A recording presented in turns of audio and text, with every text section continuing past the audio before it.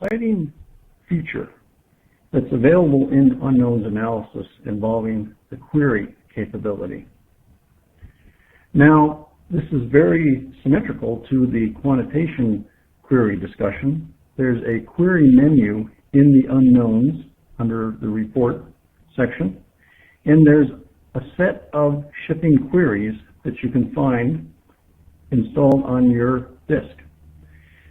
Next, let's go to the demos, and I will skip over the rationale behind the customization and the queries, the advantages and limitations, since that is covered in the quant query section.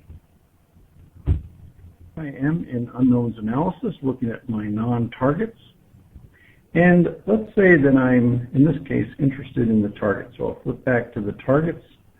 I see that I've got a lot of targets in this calibration sample, and I want just to have a listing of the targets in the quant method.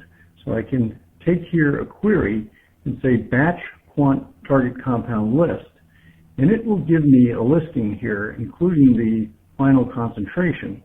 And as you notice, I can navigate now to all of those targets that are in my unknowns through the grid and then review that. Dual monitors would be useful. That shows you a simple example of the grid and the unknowns query.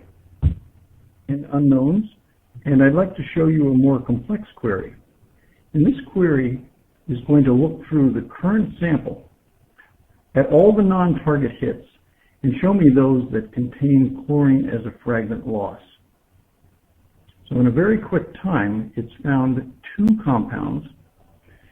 And notice that I can look at not only the spacings of the loss, but the fragments that are involved.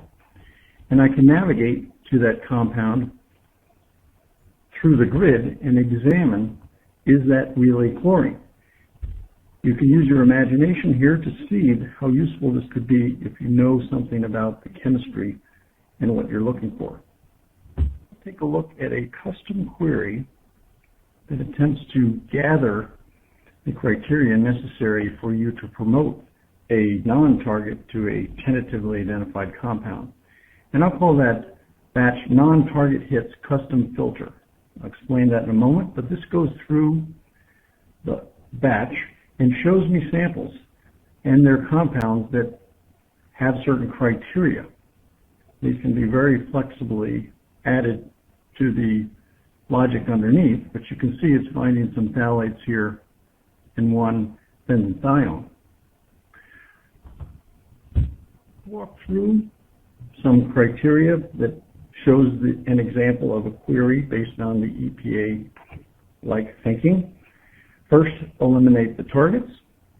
Next, filter by some criteria, let's say estimated concentration based on the ISTD response factor. And last, as one EPA method states, let's eliminate the early and late elution of the chromatogram. So that gives you an example of the kind of logic that can be codified into these queries. So last, I'll leave you with a thought. There are videos, not in the outline, but there are videos on the shipping DVD which go into the technology of LINQ queries. And I will leave that as an exercise for the reader. Thank you for your attention.